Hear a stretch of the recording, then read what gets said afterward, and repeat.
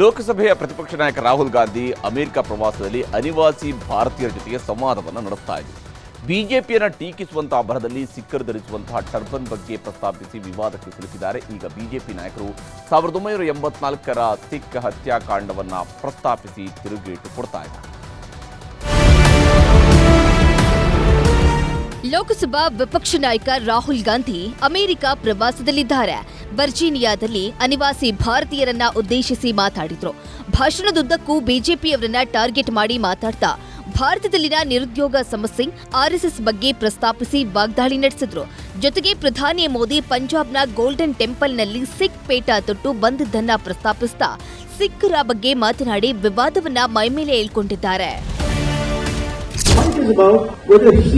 As a Sikh is going to be allowed to wear his turban in India. He as a Sikh is going to be allowed to wear a kada in India. He as a Sikh is going to be able to go to a Gurdwara. That's what the fight is about. And not just for him, for all religions.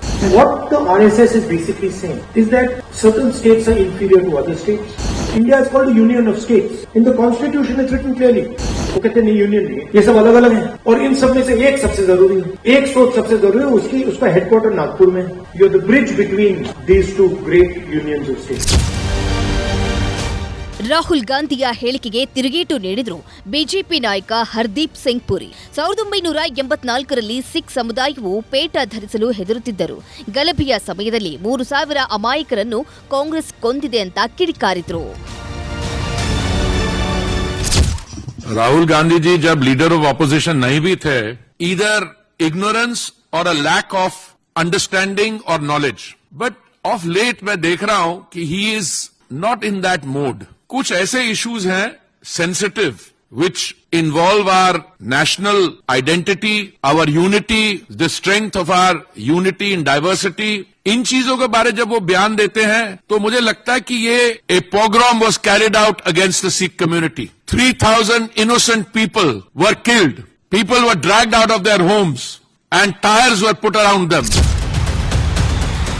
Rahul Gandhi ಬಗ್ಗೆ ಎಚ್ಚರಿಕೆಯಿಂದಿರಿ ಅಂತ ಎಕ್ಸ್ನಲ್ಲಿ ಕಿಡಿಕಾರಿರುವ BSP ನಾಯಕಿ Mayawati SC ST OBC ಮೀಸಲಾತಿಯನ್ನ ಕಾಂಗ್ರೆಸ್ ಅಂತ್ಯಗೊಳಿಸುವ ಷಡ್ಯಂತ್ರ ಮಾಡುತ್ತಿದೆ ಅಂತ ಹೇಳಿದ್ದಾರೆ. ರಾಹುಲ್ ಗಾಂಧಿ ಹೇಳುತ್ತಿರುವುದು ಸರಿ ಇದೆ ಅಂದಿದ್ದಾರೆ ಟಿಎಂಸಿ ನಾಯಕ ಶತ್ರುಘ್ನ ಸಿನ್ಹಾ. इसके दो पहलू हैं. एक तो ये कि इसकी शुरुआत किसने की, हमेशा हमारे माननीय प्रधानमंत्री नरेंद्र मोदी ने की. जब गए कांग्रेस के करप्शन के बारे में, देश के गरीबी बदहाली के बारे में, देश को जो 1900 पहले पैदा हुआ था, तो आज अगर राहुल गांधी ने ऐसी बात कही है और उसको, जबकि ये इंटरनेट का जमाना है, अब वो बात नहीं रही कि विदेश में क्यों नहीं कहना चाहिए था, कहना चाहिए था. अब तो आप एक से मैं आपसे बात कर रहा हूँ, चंद लम्हों के बाद वो अब पूरी दुनिया में देख लेंगे. ಇನ್ನು ಆರ್ಎಸ್ಎಸ್ ಬಗ್ಗೆಯೂ ರಾಹುಲ್ ವಾಗ್ದಾಳಿ ನಡೆಸಿದ್ರು. ಆಡಳಿತ ಪಕ್ಷವು ದೇಶದ ಎಲ್ಲರಿಗೂ ಅರ್ಥವಾಗುವುದಿಲ್ಲ. ಬಿಜೆಪಿ ಹಾಗೂ ಆರ್ಎಸ್ಎಸ್ಗೆ ಒಂದು ಸಿದ್ಧಾಂತ ಮಾತ್ರ ಮುಖ್ಯ ಅಂದ್ರು. ಏನೇ ಆಗ್ಲಿ, ವಿದೇಶಕ್ಕೆ ಹೋದಾಗೆಲ್ಲ ಭಾರತದ ಬಗ್ಗೆ ಮಾತಾಡ್ತಾ ರಾಹುಲ್ ಗಾಂಧಿ ವಿವಾದಕ್ಕೆ ಸಿಲುಕ್ತಿರೋದೇ ಬೇಸರದ ಸಂಗತಿ. Bureau report, news 18. ಕನ್ನಡಿಗರ ನೆಚ್ಚಿನ ನ್ಯೂಸ್ 18 ಕನ್ನಡ ಈಗ ವಾಟ್ಸ್ಆಪ್ನಲ್ಲೂ ಲಭ್ಯ.